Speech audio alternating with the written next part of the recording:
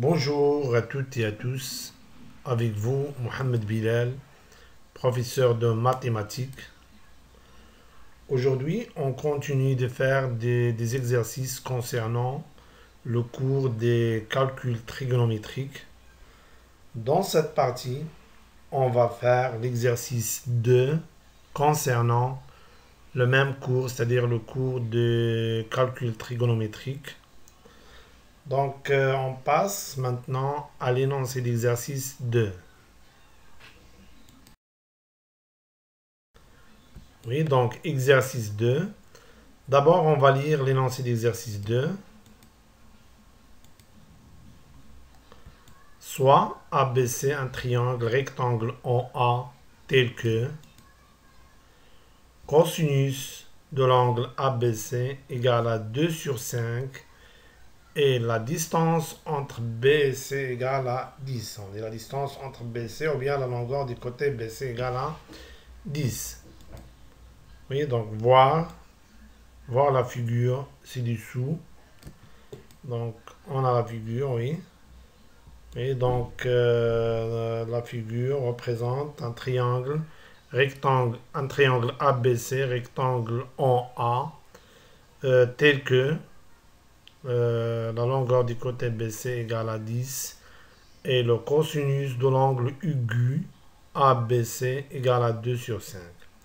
Donc, bien sûr, il faut que le cosinus toujours compris entre 0 et 1. Donc 2 sur 5, il est compris entre 0 et 1. Pour la question, calculer les distances. Donc on doit calculer deux distances, la distance entre A et B et la distance entre A et C. Donc je pense que la question est claire pour tout le monde. Donc maintenant, on passe à la solution de l'exercice 2. Donc passons à la solution d'exercice 2. Donc solution d'exercice 2.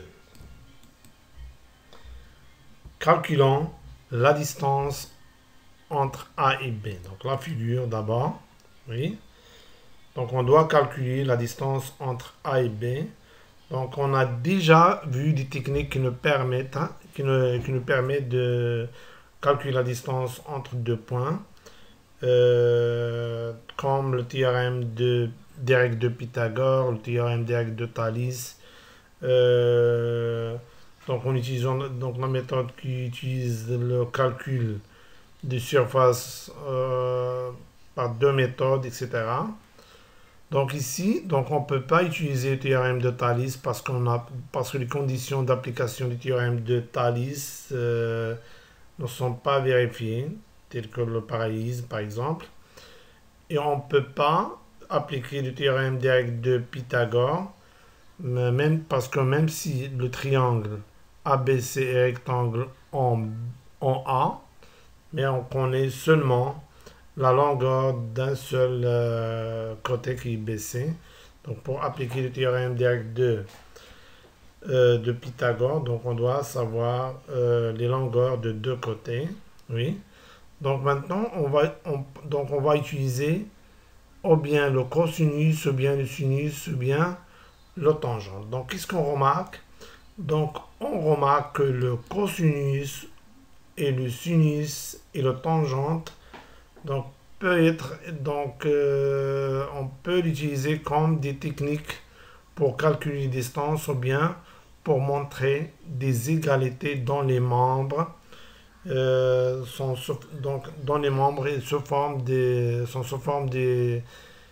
expressions contenant des distances et des nombres connus. Oui.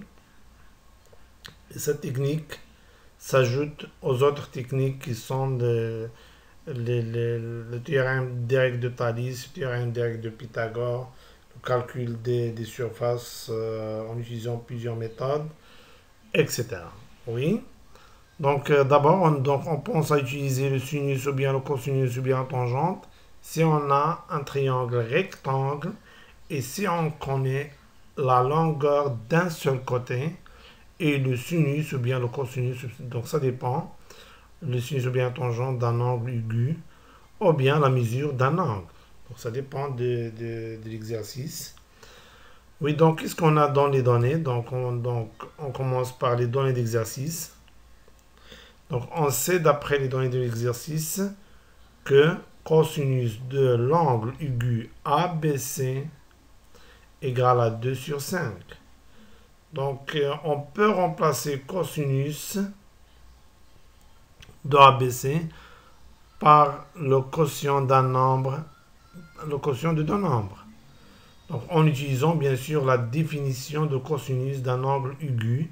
Donc le cosinus de l'angle ABC, ça sera le quotient de la longueur des côtés adjacents, qui est AB ici, oui, et la longueur de l'hypoténuse, c'est-à-dire BC. Donc on peut remplacer cosinus de ABC par AB sur BC. Donc on aura, oui, donc AB sur BC égale à 2 sur 5. Oui. Donc d'après les données, donc on sait, donc nous avons la valeur de BC qui est égale à 10. Donc remplaçons BC par 10, donc on obtient donc AB sur 10 égale à 2 sur 5. Donc on obtient une proportion.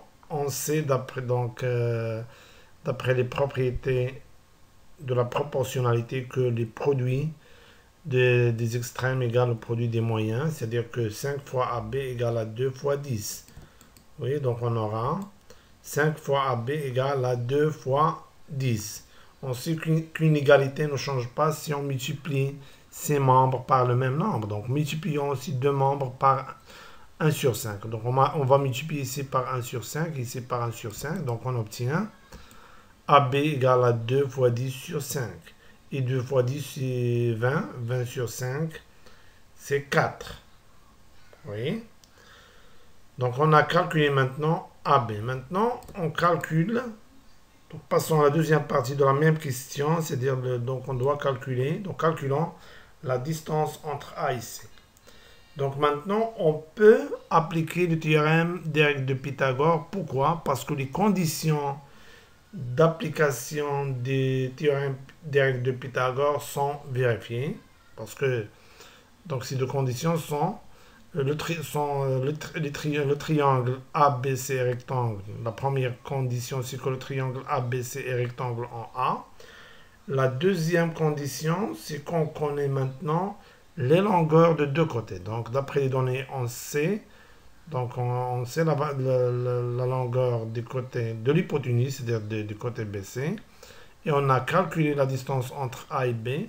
Donc, les conditions sont vérifiées. Donc, on peut appliquer maintenant le théorème des règles de Pythagore. Par application du théorème des règles de Pythagore sur le triangle ABC, qui est rectangle en A, on obtient. Donc, on commence toujours par l'inconnu. Donc, c'est mieux, c'est pas obligatoire, mais c'est mieux. AC au carré, donc on va faire plus parce que AC n'est pas l'hypoténuse, n'est pas l'hypoténuse de ce triangle. Donc AC au carré plus AB au carré, oui, donc égal à BC au carré. Parce que on sait que le carré de la longueur de l'hypoténuse égale à la somme des carrés des longueurs des autres côtés. Oui, donc remplaçons chaque expression par sa valeur. Donc AB, on a déjà calculé AB, oui. Et on a trouvé AB égale à 4. BC déjà donné dans les données d'exercice égale à 10. Donc, puisqu'on aura. Donc, AC au carré plus 4 au carré égale à 10 au carré. Oui. Donc, 4 au carré, c'est 16 et 10 au carré, c'est 100. Donc, on obtient donc AC au carré plus 16 égale à 100. Maintenant, déplaçons bien, on transforme 16 de ce côté à l'autre. Bien sûr qu'on va changer le signe qui précède 16. Donc, plus ça devient moins. Donc, on aura AC au carré égale à 100 moins 16 égale à 84. Donc, on sait que l'équation x au carré égale à A. C'est A strictement positif, admet deux solutions, racine de A et moins racine de A. Donc, l'équation AC au carré égale à 84 admet deux solutions, racine de 84 et moins racine de 84. Et puisque la distance est toujours positive, donc on va prendre la racine positive, c'est-à-dire que AC égale à racine de 84. Et bien sûr, ce nombre peut être simplifié. Pourquoi? Parce que 84, on peut l'écrire sous forme d'un produit dont l'un des facteurs est un carré complet. Donc ici, donc on peut écrire sous forme de 4 fois 21. Et 4 est un carré complet. Donc on sait que racine de A fois B égale à racine de A fois racine de B. Et racine de 4, donc 4 un carré complet. Donc on peut l'écrire sous forme de 2 au carré. Donc racine de 4 égale à racine de 2 au carré égale à 2. Pourquoi? Parce que racine de A au carré égale à A, bien sûr, c'est A est positif. Donc on aura 2 racines de 21. Oui, donc on a répondu à la question. Donc on a calculé la distance entre A et B et la distance entre A et C. Oui, ce qu'il faut démontrer. Donc, conclusion, donc on ajoute une technique de calcul des distances aux autres techniques qu'on les connaît déjà, telles que bien sûr le théorème de Thalès, le théorème de Pythagore, le calcul des surfaces en utilisant plusieurs méthodes, etc. Donc j'espère que c'est clair pour tout le monde. Oui, donc on s'arrête là et on se voit prochainement. Merci pour votre attention et au revoir.